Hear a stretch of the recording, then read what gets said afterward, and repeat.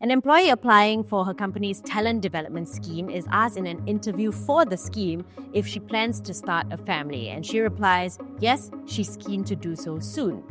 She's then not enrolled in the scheme, and her employer says this is because the interview panel felt that she would not be suitable for the high demands of the scheme due to her family plans.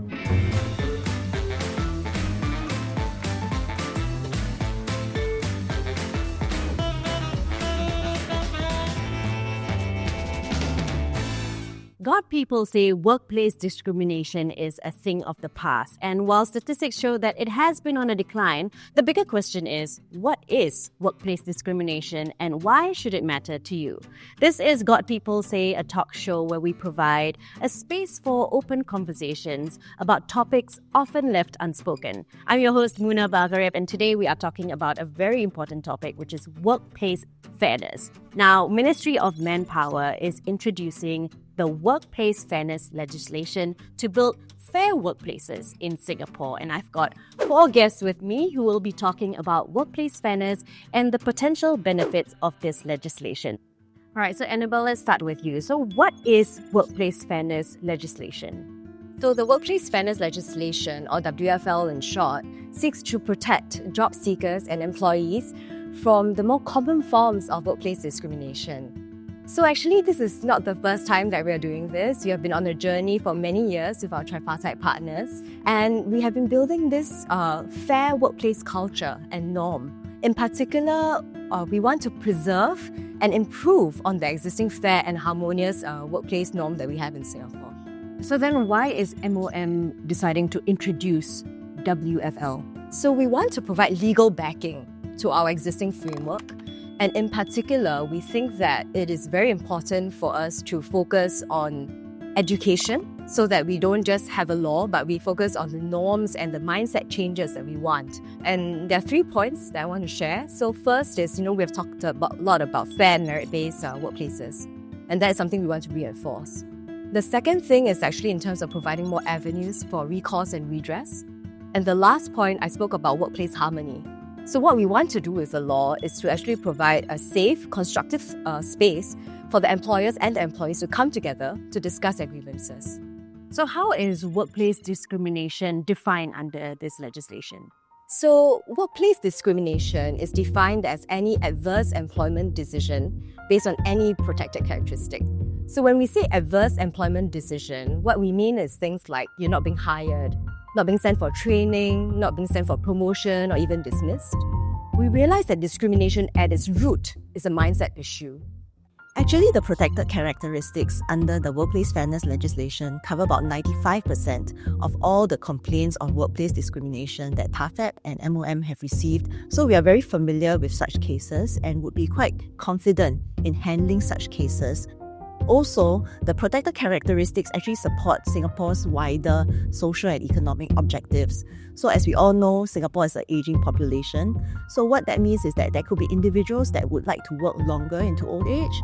And so protecting discrimination against age would be something that would support the employment of senior workers. At the same time, with an aging population, I think more of us will then have to balance and manage caregiving responsibilities even as we continue to work. So covering caregiving responsibilities under the legislation would also support the caregivers that are in our workforce today. Then, of course, protecting against discrimination against sex as well as pregnancy status actually supports women's participation in the labour force, especially in a very tight labour market that we face today. And it also supports women to thrive in their careers. Okay, so there is a lot of support being included in this. I do want to hear from Derek from an HR perspective. How will this legislation benefit businesses and employers? I think top of the mind of almost every HR professional would be about how to engage the workforce more productively, how to able to better attract talents, how to improve employer branding, and I think most importantly, how to retain and able to bring the employees for a longer haul.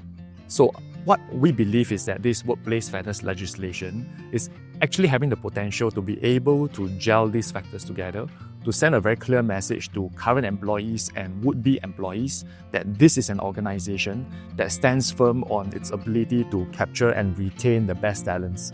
And Mr. Ang, just to jump in, from an employer's perspective, how do you think this legislation will be beneficial? I think if you look at the employer's perspective, what employers want to look at is hiring the best people. And how do they assess that is through certain indicators. And right now, what we are saying is that certain proxy indicators should not be used. And therefore, it will level up the ability of the employers to be more specific about what exactly they are really hiring for. And when you level up the employers through the whole process, you will create better companies. You will create people where the employers and employees are actually talking, and overall a more harmonious workplace. Now, given all of that, being a legislation, I think there will be adaptations that companies have to make. And here's where I think as associations will come in to help provide that level up in terms of education and really mindset shift. And how do you translate that into real action? So you spoke about settling disputes, right? So how can employers and employees actually settle workplace discrimination disputes? So under the workplace fairness legislation, employers will be required to put in place an internal grievance handling process. And there are 3 points I would like to highlight here. The first is that with a grievance handling channel, employers need to communicate that and let employees know how to use it, because no point having a channel that no one knows about or knows how to use. Then secondly, when a grievance does come up through that channel, employers are required to address the issue, look into the grievance, and also close the loop with the employee who reported the issue. And thirdly, I think which is very important in building trust and a safe space is that in terms of maintaining confidentiality of the report that was given. But if this fails, or if the company somehow did not put in this channel that employees can use, then they can come to TAFEP. And in that case, mediation will be a key approach to how we will resolve the dispute. Mediation is quite an important process. It provides a platform for both parties to share their views and also mutually agree on what are the outcomes that they can agree to so as to move the issue forward. There will be a minority, hopefully a very small minority, that might be errant and always blatantly flout the rules. And in those cases, the Ministry of Manpower also take actions and impose penalties on them, depending on the severity of the breach. And with Derek, HR plays a really important role in handling grievances, right? So maybe you can share more about that too. I think much like how Faith has pointed out about communicating about the grievance channel, what I believe would be very functional for our organization would be for the HR department to work closely with the management team. Ideally, one of the methods can be they setting up a joint committee to be able to overview the entire workplace fairness legislation implementation. So I think on top of communication, what is crucial is also to be able to hold a workshop for the frontline managers so that these frontline managers are able to, of course, understand the legislation, at the same time pick up any potential issues that's happening on the ground, and also be able to help the employees to seek redress. So as a business owner operating in Singapore, one of the benefits is that the Singapore government does actually communicate its policies way in advance so that companies are able to put in place policies, preparations, and on top of that, there's also a lot of toolkits and resources available. So now we understand how workplace discrimination disputes can be resolved. But what if someone from the outside applies for a job and faces discrimination? Sometimes we see unconscious bias creeping into the job advertisements that are put out. And so we sometimes see job advertisements that say, I need the person to be of a certain age, of a certain sex to be able to do the job. And in most cases, this is not true, right?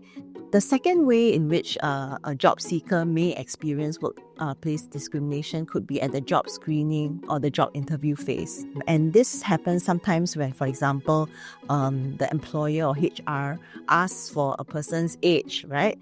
And then says things like, for this role as a facilitator for young children's education programs, we need people who are young and energetic. Right?